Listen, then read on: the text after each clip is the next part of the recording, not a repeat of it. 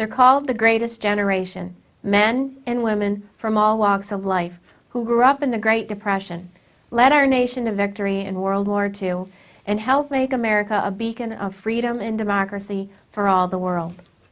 And do they have some stories to tell? I'm pleased to be partnering with the New York State Military Museum and Veterans Research Center to preserve the words and memories of many of our World War II veterans. These stories will be entered into the state's archives, where they will be accessible to researchers, academics, and future generations. Our veterans have given so much to help build a brighter future for all Americans. This tribute is just one small way of saying thank you.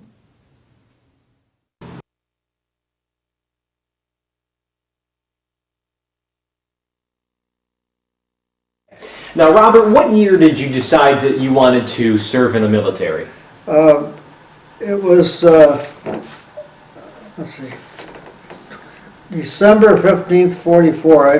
I didn't decide I was drafted. You were drafted, so I was in college at Syracuse. I was in my first semester. Mm-hmm. And I couldn't believe that they dragged me in there and not let me finish the semester anyway. Mm-hmm. But anyway, yes. Were you surprised after the attack on Pearl Harbor that you weren't drafted sooner? No, I wasn't old enough. Oh, you weren't? Okay. I was out hunting. It was on a Sunday, and with my brother's father-in-law, future father-in-law, and I said to him, will I be drafted? He said, no, it'll be over before you are old enough to go in. But as it was, I did win. So you were drafted in December of '44, and what branch of the military did you did you end up serving in? The Navy. The Navy. Yes, Okay. Navy. So once you got drafted, where did you go for your basic training? Sampson. Sampson. And what sort of things did you learn down there? Well, we went through basic training. We did marching and a lot of marching and how to handle rifles, and that just kept us busy at different duties each week. Worked in the mess hall and all that. So, but I can't forget how cold it was. It was in February. You could see cracks through the walls, and we had our pea coats and everything on at night to sleep to keep warm. And I noticed that as we marched, our feet were freezing, and eventually they got over it, and we got used to it. I was really impressed. Wow. So were you used to those sort of cold temperatures? Yeah, from being in this area, yeah, but not exposed that much. Yeah. We had no choice. You keep marching. Certainly took getting used to. Yeah. So your body adjusted. Anyway, that's all I can remember of what I learned in basic. Yeah. So when you wrap up your training, how long did you spend at Sampson doing your training? 10 weeks. 10 weeks. And then did you get a little break? Were you able to go home and see your family? I don't remember doing that. I might have, but I don't remember. We ended up going to, I ended up going to Detroit to school there, electrician school. And I didn't quite get through that, and anyway I got shipped out to San Francisco. And I remember going out on the train. We couldn't get off the train because they were afraid the guys would jump over the hill, I guess. But they kept us there. We went to Buffalo first, and that night it was rainy, and we were in a car. We couldn't sleep. We couldn't lay down. That is, and I just didn't have a very good impression of Buffalo after that. So we went on to Detroit, and I worked there as much as we could, and then I went across country by train. And I remember going into California. It was a hot time of the year in San Joaquin Valley, and I ended up in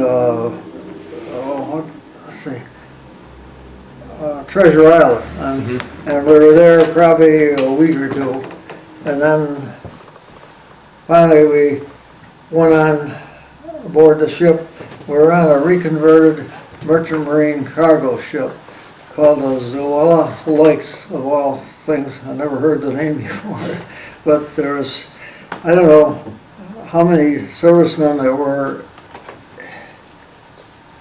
in the, see, we were in the front of the ship, and the back half was for, you know, captains and all that stuff. There was about 400 there, and there was about 4 or 5 times that many up front. We were kind of crowded, but Yeah. and I noticed when we first went out to the harbor, and everybody was all elated they were going to go to sea, and then all of a sudden we hit those swells, and their faces dropped, and then seasickness set in after that. Now, how much time we got? Oh, you keep going. So going over, it was uneventful. We were nervous because the war was still on. And then, as luck Was it a scared nervous or an anxious nervous? Just to kind of get over there and get going, or were you? No, we were a little concerned about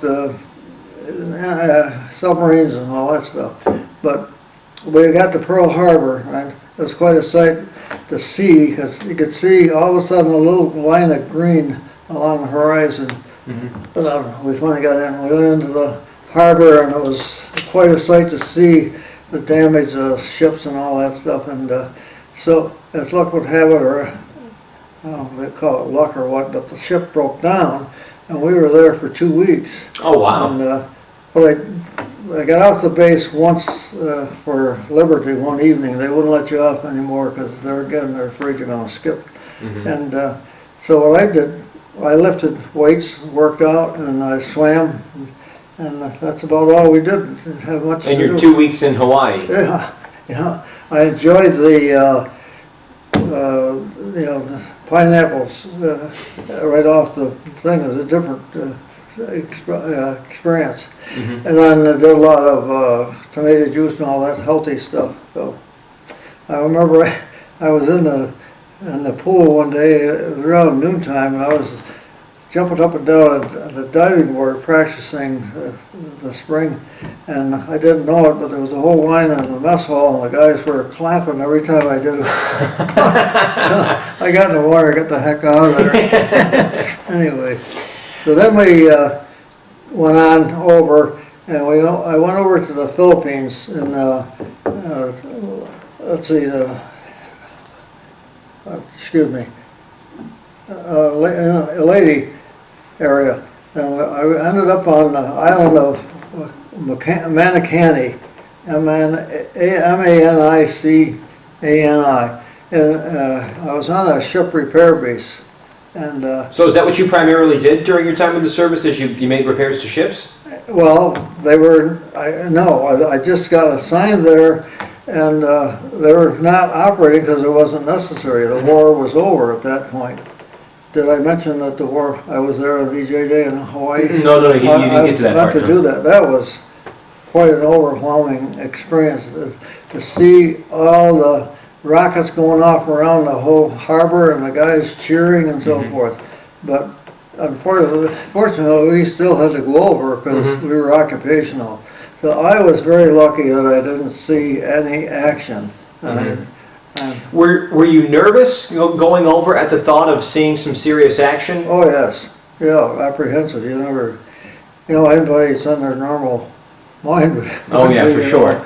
So, but our big experiences going over, we run into hurricanes and stuff like that. And remember one time they wanted to clean up down cellar, they made us all go up on deck in the storm. Holy mackerel! But the guys were seasick. I'm telling you. I don't know that I ought to tell you about it. It's kind of ugly. But one part of it was, as we started to get over it, and the sun was shining, and we were going along, and it was in the morning, and the chow lines on both sides of the ship, and the wind was blowing into our side, and this fellow came up all there sick, and he goes over to the side and threw up, and the wind picked it up and brought it all over everybody. And the poor guy was so embarrassed.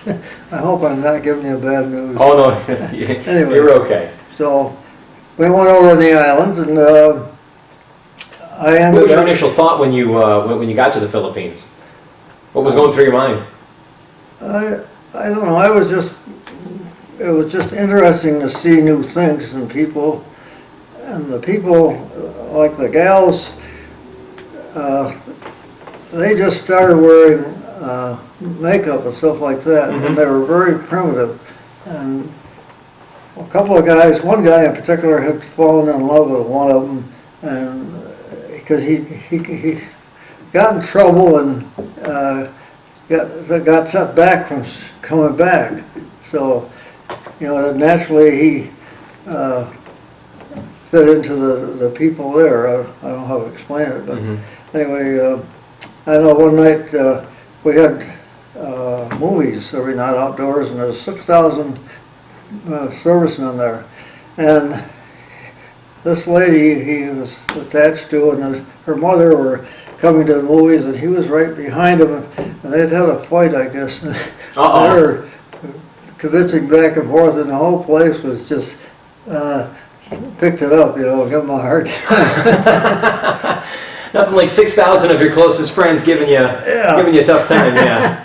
And one fellow had a pet monkey, and he was attached to that guy. And one night when they came in, the guys held onto the monkey on the chain.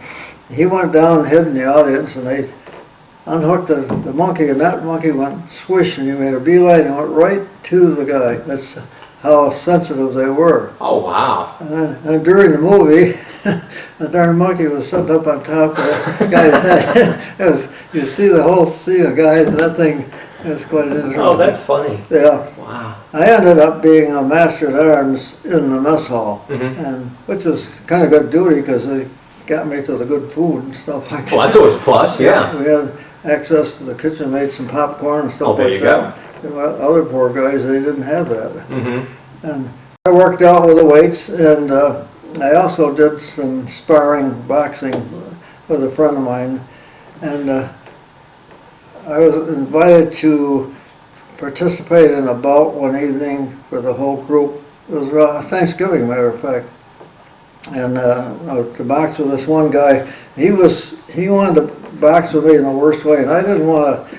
You know, I was a challenge to him, so finally I accepted. And that Thanksgiving Day, I ate a good meal, and I just went to my bunk and laid down.